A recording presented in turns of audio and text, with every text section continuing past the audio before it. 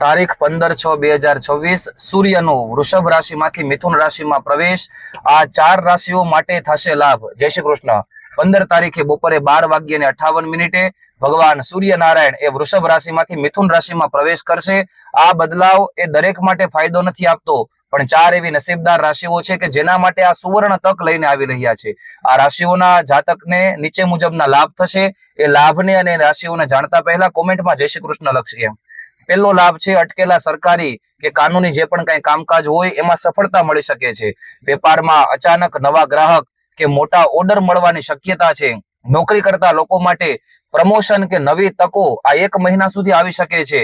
અને યાદ રાખજો, આ લાભને વધારવા માટે એક નાનકડો ઉપાય કરો। દરરોજ સવારે સૂર્યદેવને ગોળ અને ચોખા મિશ્રિત જળ અર્પણ કરો અને ઓમ સૂર્યાય નમઃ આ મંત્રનો 108 વાર જપ કરો। આ 4 ભાગ્યશાળી રાશિઓ છે: વૃષભ રાશિ, સિંહ રાશિ, કન્યા રાશિ અને ધન રાશિ। જો તમારી પણ રાશિ આમાંથી હોય તો આ ઉપાય અવશ્ય કરજો અને તમારા પરિવારની અંદર કોઈની આ રાશિ હોય તો એમના સુધી આ રીલને શેર કરીએ। આવી જ માહિતી માટે અત્યારે જ અમને ફોલો કરો। જય શ્રી કૃષ્ણ।